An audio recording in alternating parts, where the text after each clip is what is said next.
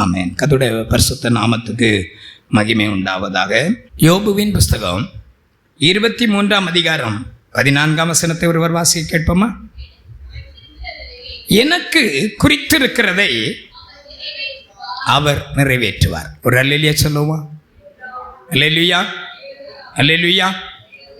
நான் இந்த நாளில் உங்களுக்கு கொடுக்க போகிறதான செய்தியின் தலைப்பு என்னவென்றால், முன் குறித்ததை நிறைவேற்றும் கர்த்தர். ஆமென் சொல்லுங்களா. அல்லேலூயா, அல்லேலூயா. இங்கே முன் குறித்த சில சம்பவங்களை உங்களோடு கூட பகிர்ந்து கொள்ளும்படியாக கர்த்தருடைய வேதத்தில் அடிமையினுடைய அறிவின் வெளிச்சத்தில் தேவனுடைய வார்த்தையை கொண்டு வருகிறேன்.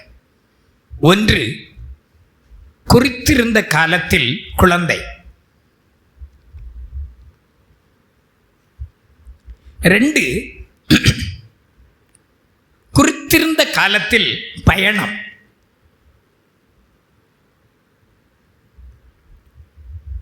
3, குறித்திருந்த மலையில் தரிசனம். 4, குறித்திருந்த எல்லையில் குடியிருப்பு. 5, குறித்திருந்த நாளில் நியாயத்தீர்ப்பு. 6, குறித்திருந்த குமாரனுடைய சாயல். வேதத்தில் இன்னும் புரட்டுனா இருக்கலாம், எனக்கு தெரிந்தது இவ்வளவுதான்.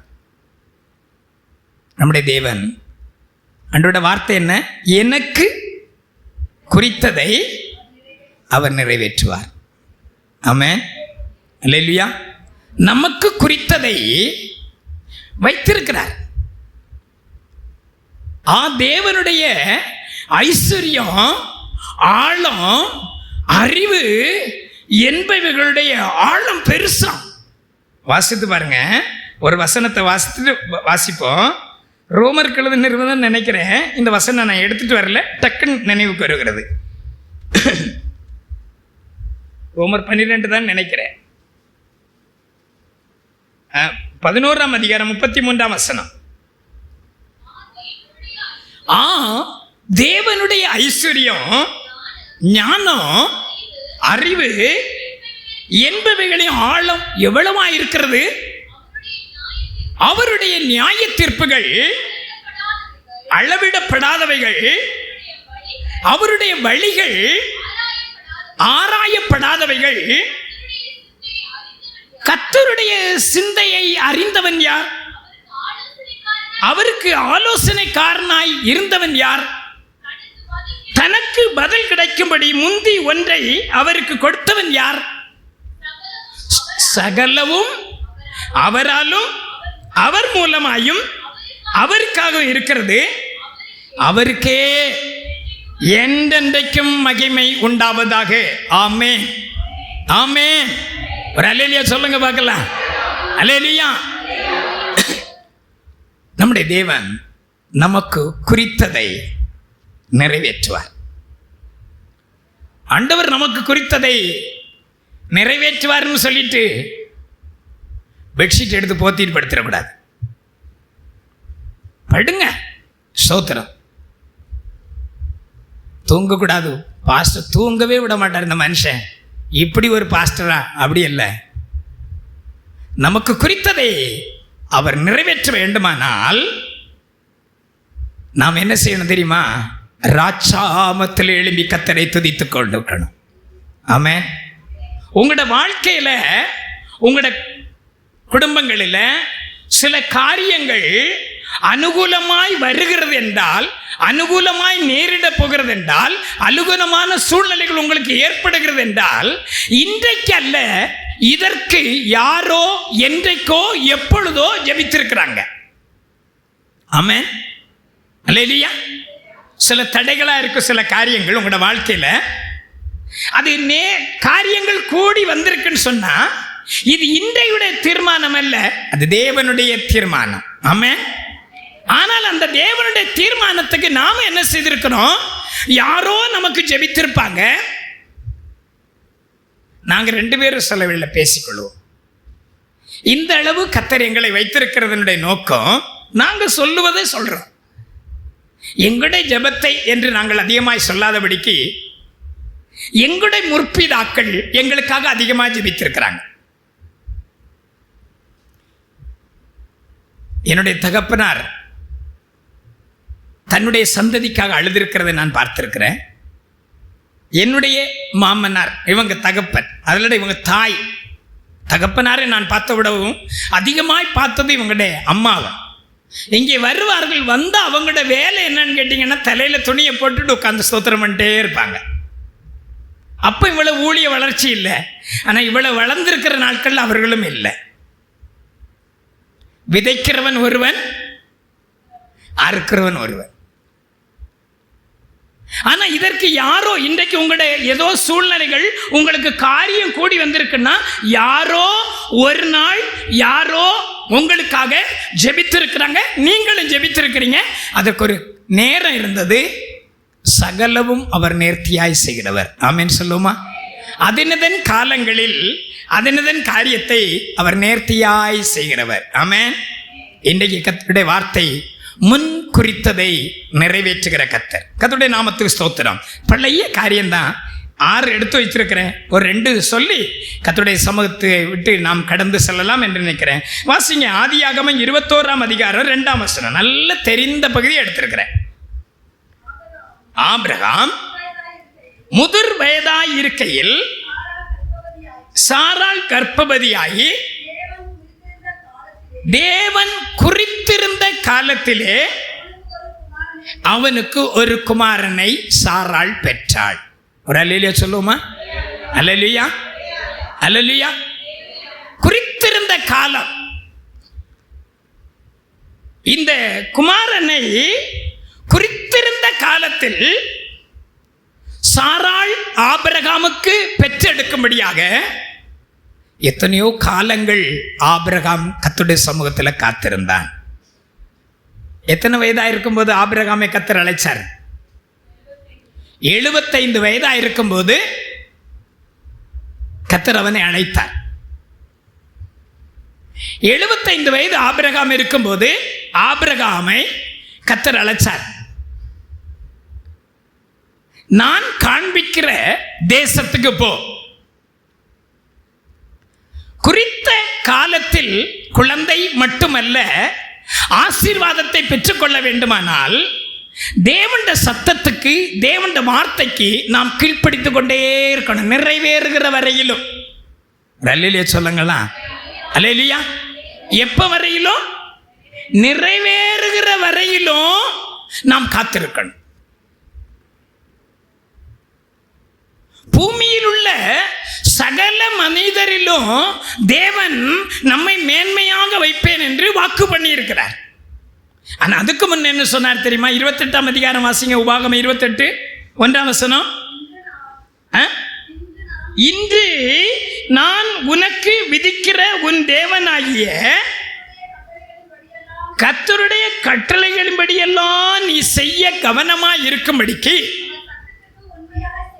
அவருடைய சத்தத்துக்கு உண்மையாய் செவி கொடுப்பாயானால் உன் தேவனாகிய கர்த்தர் பூமியில் உள்ள சகல ஜாதிகளிலும் உன்னை மேன்மையாக வைப்பார். ஒரு அல்லேலூயா சொல்லுங்க. அல்லேலூயா. அவர் நம்மை குறித்த காலத்தில், அது குழந்தையானாலும் ஆசீர்வாதமானாலும் தேவன் நமக்கு கொடுக்க போகிறதான அந்த ஆசீர்வாதத்தை பெற்றுக்கொள்ளுகிறதுக்கு நாம் தேவனுடைய பிரமாணங்களையும் கட்டளைகளையும் அவருடைய சத்தத்தையும் அதை மேன்மையாக தேவன் நம்மை வைக்கிற வரையிலும் நாம் பின்பற்றி கொண்டே இருக்க வேண்டும். ஒரு அல்லேலூயா சொல்லுமா? அல்லேலூயா. அங்க 21:2 மறுபடியும் வாசிப்போம். ஆபிரகாம் முதிர் வயதாயிருக்கையில் சாராள் கர்ப்பவதி ஆகி தேவன் குறித்திருந்த காலத்தில். ஒரு அல்லேலூயா சொல்லுமா? அல்லேலூயா. ஆமோஸ் நினைக்கிறேன், குறித்த காலத்தில் தரிசனம் நிறைவேறும். குறித்த காலத்துக்கு தரிசனம் வைக்கப்பட்டிருக்கிறது. அது முடிவிலே விளங்கும். அது பொய் சொல்லாது. ஆமென். ஆபிரகாமுடைய வாழ்க்கையில பாருங்க, ஆண்டவர் என்ன சொன்னாரு? ஆபிரகாம் முதிர் வயதாய் இருக்கையில் என்ன சொல்றார் பாசுங்க, தேவன் சாராள் கர்ப்பவதியாகி தேவன் குறித்திருந்த காலத்திலே, கர்த்தர் குறித்திருந்த காலத்தில் சாராள் பிள்ளை பெற்றாள். ஆனா குறித்திருந்த காலம் வரையில் யார் தான் வெயிட் பண்ணல? சாராளும் வெயிட் பண்ணல, ஆபிரகாமும் வெயிட் பண்ணல. தேவன் பொய் சொல்ல ஒரு மனிதனே அல்ல, மனம் மாற அவர் ஒரு மனுப்புத்திரனே அல்ல, அவர் என்றைக்கு சொல்லியும் செய்யாதிருக்கிறவர் அல்ல. கர்த்தருடைய நாமத்துக்கு ஸ்தோத்திரம். ஆனா இவங்க தான் என்ன செய்தாங்க? பிரச்சனை உண்டு பண்ணிக்கிட்டாங்க. சாராள் பார்த்து இருந்தா, ஆண்டவர் சொன்னாரு, அன்றைக்கு தேவதூதன் வந்து சொன்னான், சாராளே உற்பவ காலத்தில் நீ ஒரு குமாரனை பெறுவாய். ஆனா அப்பவும் சாராள் என்ன செய்தா? சாராள் என்ன செய்தா? நகைத்தாள். அல்லேலூயா. நான் சொல்றேன், நகைத்து பரியாசம் பண்ணுகிற உங்களுடைய வாழ்க்கையில, என்னுடைய வாழ்க்கையில, அதாவது அவிசுவாசப்படுகிற இடத்துல தேவன் கிரியை செய்யவே முடியாது. அதனால தான் கடந்த வாரத்தில் சொன்னேன், அந்த ஜெப ஆலய தலைவனுடைய வீட்டுக்கு இயேசு சென்ற பொழுது அங்கே ஒரு வாலிப மகள் மரித்திருந்தாள். எல்லாரும் தாரை தம்பட்டை அடித்து ஊதிட்டு இருந்தாங்க. இயேசு அங்க போனாரு. அவர் போன உடனே இயேசு வந்திருக்கிறார்னு சொன்ன உடனே எல்லாரும் என்ன செய்தாங்க? சொல்லுங்க, கடந்த வாரம் தான் கேட்டீங்க. நகைத்தார்கள். எல்லாரும் என்ன செய்தார்கள்? நகைத்தார்கள். ஆனா இயேசு சொன்னாரு, நானே உயிர்த்தெழுதலும் ஜீவனுமாயிருக்கிறேன், என்னை விசுவாசிக்கிறவன் மரித்தாலும் பிழைப்பான் என்று லாசருடைய கல்லறை இடத்துல சொன்னவ அதே ஆண்டவர் இங்கேயும் போகிறாரு. ஆனால் நகைக்கிற, பரியாசம் பண்ணுகிற, அவிசுவாசப்படுகிற இடத்துல கர்த்தர் கிரியை செய்யவே மாட்டார். அதனால எல்லாரும் என்ன செய்தாரு? இப்படி தள்ளுன்னு சொன்ன பிறகு கூட புரியலையா? எல்லாரும் வெளியே போக சொன்னார். ஆமென். வெளியே போக சொல்லிட்டு உள்ளே போனாரு. சிறு பெண்ணே தாகுமி என்று தேவன் தம்முடைய சொன்ன பொழுது அவள் எழுந்தாள். அல்லேலூயா. நான் சொல்லுகிறேன், ஒரு நாளும் நம்முடைய வாழ்க்கையில கர்த்தருடைய கரம் குறுகி போகவே இல்லை. நமக்காக கிரியை செய்யும்படிக்கு தேவனுடைய கரம் என்ன செய்யல? ஒரு நாளும் குறுகி போகவில்லை. குறுகி போன காரணம், என்னுடைய வாழ்க்கையில, உங்களுடைய வாழ்க்கையில குறுகி போக காரணம், கர்த்தருடைய கரம் குறுகி போக காரணம் நம்முடைய அக்கிரமங்கள், நம்முடைய பாவங்கள். வாசிங்க, ஏசாயா 89:1 வாசிங்க. இதோ ரட்சிக்க கூடாதபடிக்கு கர்த்தருடைய கை குறுகி போகவும் இல்லை, கேட்க கூடாதபடிக்கு அவருடைய செவிகள் மந்தவும் ஆகவில்லை. நல்ல கவனிங்க, உங்கள் அக்கிரமங்களே உங்களுக்கும் உங்கள் தேவனுக்கும் நடுவாக பிரிவினையை உண்டாக்கி இருக்கிறது. அல்லேலூயா. கர்த்தருடைய நாமத்துக்கு ஸ்தோத்திரம். தேவனுடைய குறித்த காலத்தில் சாராளுக்கு ஒரு குமாரனை கொடுத்தார். ஆனால் சாராளே என்ன செய்தார்? ஒன்றும் புழுவும் காணும், ஒரு பூச்சியும் காணும், நீர் என்ன செய்யும், நம்ம வீட்டில் தான் ஒரு எகிப்து தேசத்தை அடிமைப்பட்டு இருக்கிறாளே அப்படின்னு கொடுத்தாங்க. கடைசியில் பார்த்தீங்கன்னா எடுத்துட்டு கடைசியில் இவளை விரட்டு. என்ன இருந்தாலும் அவள் ஆபிரகாமுக்கு ஒரு குமாரனை பெற்றிருக்காளே, ஆனாலும் அன்புள்ள தேவன் அவளையும் நேசித்தார். ஆமென் சொல்லுமா? அவளை நேசித்து அவளையும் ஒரு பெரிய ஜாதியாக்கிறாள். ஆமென். அல்லேலூயா. இங்கே நாம் அதை விட்டுடுவோம். இங்கே நான் சொல்கிறது, குறித்த காலத்தில் தேவனுடைய தரிசனம் ஒரு நாள் என்ன செய்யாது? ஆமென் சொல்லுங்களா. உன்னுடைய வாழ்க்கையில, நம்முடைய வாழ்க்கையில, எங்களுடைய வாழ்க்கையில, உங்களுடைய வாழ்க்கையில எல்லாவற்றிலையும் குறித்த காலத்தில் தேவன் தம்முடைய தரிசனத்தை நிறைவேற்ற போகிறார். அல்லேலூயா. அது என்ன பிரச்சனையா இருந்தாலும், வீடா இருக்கலாம், லேண்டா இருக்கலாம், எந்த காரியமா இருந்தாலும் ஸ்தோத்திரம். இதற்கெல்லாம் ஒரு காரணம், நீங்க என்ன செய்துட்டு மறந்துடாதீங்க. தண்ணீர்களையும் கடக்க வேண்டியது வரும், ஆறுகளையும் கடக்க வேண்டியது வரும், அக்னியிலும் நடக்க வேண்டியது வரும். ஆனாலும் குறித்த காலத்தில் தரிசனத்தை கர்த்தர் நிறைவேற்றுவார். காரியங்களை கைக்கூடி வர பண்ணுகிற கர்த்தர். ஒரு அல்லேலூயா சொல்லுவோமா? நெகேமியா சொல்றாரு, பரலோகத்தின் தேவனானவர் காரியங்களை கைக்கூடி வர பண்ணுவார். அல்லேலூயா, அல்லேலூயா. ஆனா அதுக்கு ஒரு கிரயம் செலுத்தி இருக்கிறோம், இன்னும் செலுத்திட்டே இருக்கணும். ஆமென். கர்த்தருடைய நாமத்தை. இன்றைக்கு நடந்ததல்ல, சில காரியங்கள் நமக்கு கைக்கூடி வந்திருக்கிறதுக்கு காரணம் என்றைக்கோ யாரோ ஜெபித்தார்கள். ஆமென் சொல்லுமா? அல்லேலூயா. கர்த்தருடைய நாமத்துக்கு மகிமை உண்டாவதாக. குறித்த காலத்தில் தரிசனம் நிறைவேறும்.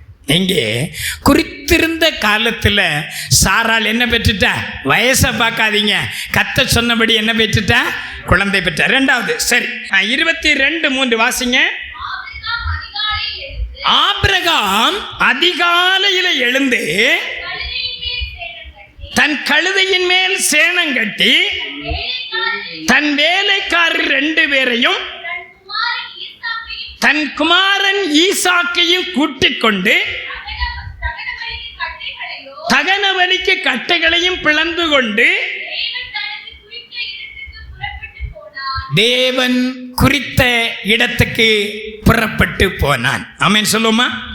குறித்த காலத்தில் குழந்தை பிறந்தது, குறித்திருந்த இடத்திற்கு அவன் பிரயாணப்பட்டு போனான். ஆமென் சொல்லுமா? ஒரு அல்லேலூயா சொல்லுமா? அல்லேலூயா, அல்லேலூயா. நான் சொல்றேன், கர்த்தர் சொன்ன இடத்திற்கு நீங்க போய் பாருங்க. கர்த்தர் சொன்னா நீங்க செய்து பாருங்க. கர்த்தர் சொன்னா நீங்க ஒன்றை ஆரம்பித்து பாருங்க, சக்சஸா இருக்கும். ஒருத்தரும் அல்லேலூயா சொல்ல மாட்டேங்கிறீங்களே. உடனே குறித்திருந்த இடத்துக்கு, கர்த்தர் சொன்ன குறித்த இடத்திற்கு நீங்க பயணம் பட்டு போய் பாருங்க. கர்த்தர் சொன்னா ஒரு ஊழியத்தை ஆரம்பித்து பாருங்க. கர்த்தர் சொன்னா நீங்க ஒரு காரியத்தை செய்து பாருங்க. கர்த்தர் சொன்னா ஒரு செயலில் ஈடுபட்டு பாருங்க, அங்க சக்சஸா இருக்கும். ஆமென். வாசிங்க அதுக்கு கீழே வசனம். 3ஆம் நாளில் ஆபிரகாம் தன் கண்களை ஏறெடுத்து பார்த்து தூரத்திலே அந்த இடம் மோரியா மலை. அல்லேலூயா சொல்லுமா? குறித்திருந்த இடத்துக்கு அவன் பிரயாணப்பட்டு போனான்.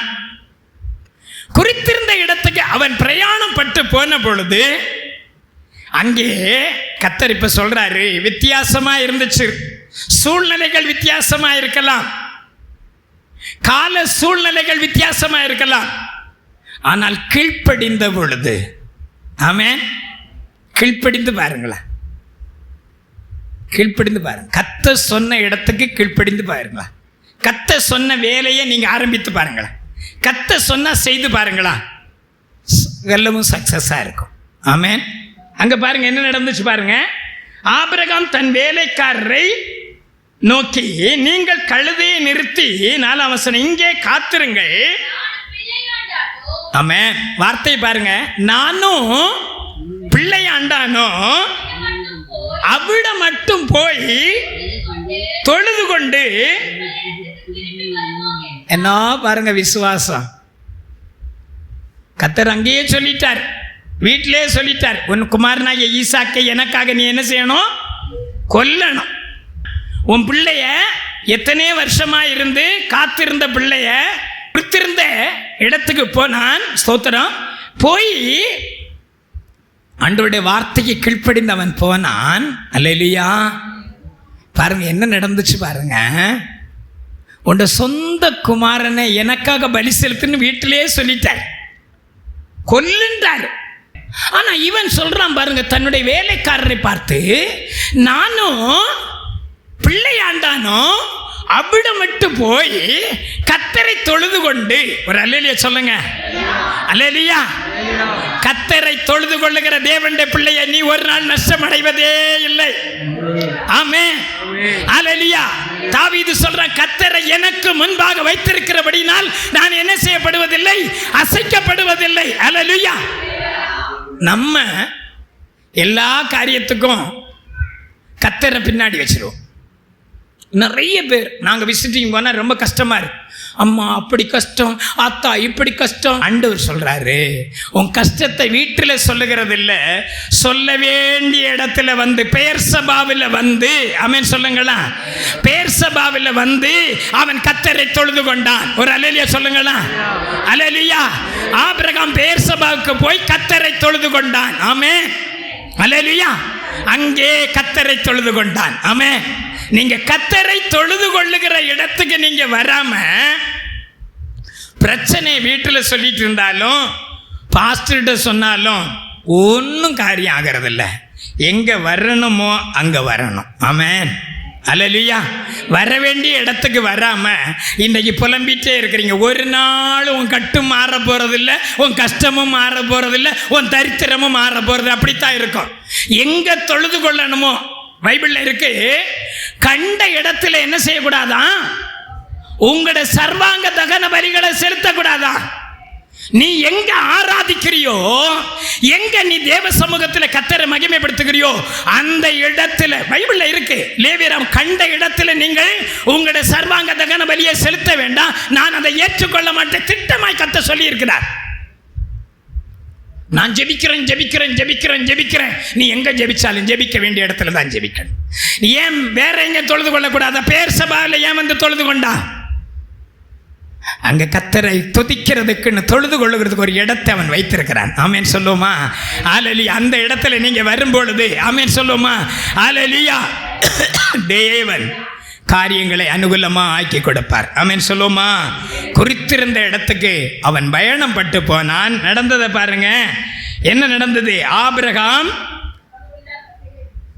தகன பலிக்கு கட்டைகளை எடுத்து தன் குமாரனாகிய ஈசாக்கின் மேல் வைத்து தன் கையிலே நெருப்பையும் கத்தியும் எடுத்துக்கொண்டான்.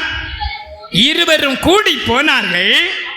அப்பொழுது ஈசாக்கு தன் தகப்பனாகிய ஆபிரகாமை நோக்கி, என் தகப்பனே என்றான். அல்லேலூயா. அப்பான்னு கூப்பிட்ட வேளையிலேயே நம்ம என்ன செய்வான் தெரியுமா? திரும்பி இருப்பான். ஏன்பா இங்கே ஏன்பா கூட்டிட்டு போற? ஏன்பா? நம்ம விசுவாசம் அப்படிதான் இருக்கு. அவன் என் தகப்பனே. உடனே என்ன சொன்னார் பாருங்க. அதற்கு அவன், என் மகனே இதோ இருக்கிறேன் என்றான். அப்பொழுது அவன் கேட்குறான் பாருங்க. அடுத்த ஸ்டெப்பு, முதல்ல அப்பான்னு கூப்பிட்டவர்களே பாதி பலன் குறைஞ்சிருக்கும். இப்போ கேட்குறான் பாருங்க ஒரு காரியத்தை. தகப்பனே இதோ நெருப்பும் கட்டையும் இருக்கிறதே. டேய் நீ தாண்டான்னு சொல்லவே இல்லை. அவனோட வார்த்தையின் அர்த்தத்தை பாருங்க. என்ன சொன்னார் பாருங்க. அடுத்த வார்த்தை வசனத்தை பாருங்க. என் மகனே தேவன் தமக்கு தகன பலிக்கான ஆட்டுக்குட்டியை. ஆமென். ஒரு அல்லேலூயா சொல்லுங்களா. அல்லேலூயா. குறித்திருந்த இடத்துக்கு நீ பிரயாணப்பட்டு போகும்போது, குறித்திருந்த இடத்துக்கு நீ கர்த்தரை தொழுது கொள்ளும் போது, குறித்திருந்த இடத்துல நீ சர்வாங்க தகன பலியை சொல்லும் போது கர்த்தர் உனக்காக யாவையும் பார்த்துக் கொள்வார். அல்லேலூயா. நமக்காக யாவையும் பார்த்து கொள்ளுகிற ஒரு தேவன். அல்லேலூயா. நான் முடிக்க போறேன். கர்த்தருடைய நாமத்துக்கு மகிமை உண்டாவதாக. அல்லேலூயா. எகிப்திலிருந்து புறப்பட்டவங்க எத்தனை பேர்? 20 லட்சம் பேர்.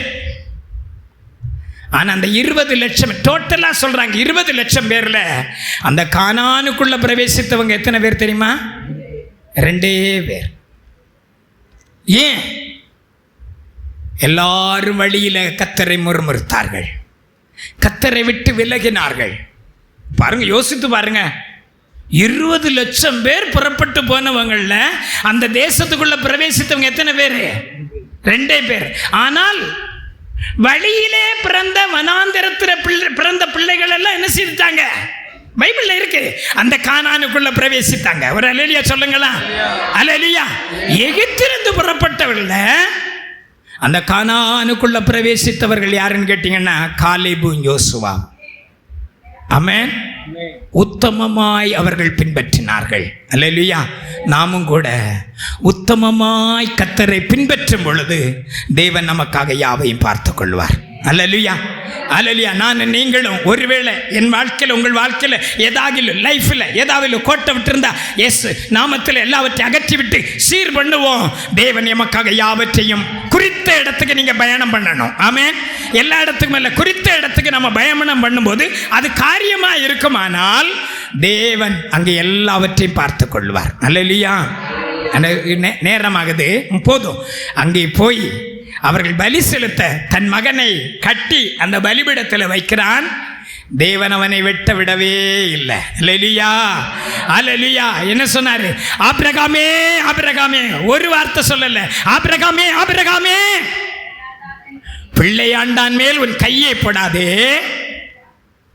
பிள்ளையாண்டானுக்கு பதிலாக கர்த்தர் ஒரு ஆட்டுக்கடாவை அங்கே ஏற்படுத்தி வைத்திருந்தார். ஆமென். பழைய செய்தின்னு நினைக்காதீங்க, எனக்குள்ள புதுமையாக அது ஊர்னதுனால தாண்டி கொடுத்தேன். குறித்த காலத்தில், குறித்த இடத்துக்கு, குறித்த நேரத்துக்கு, குறித்த இடத்துல பலி ஆராதிப்பது சகல காரியம் நீங்கள் குறித்த இடத்துல செய்வீர்களானால் யாவற்றையும் உங்களுக்காக பார்த்து கொள்வார். ஆமென். கண்களை மூடுவோமா? கர்த்தரை நோக்கி பார்ப்போமா? அல்ல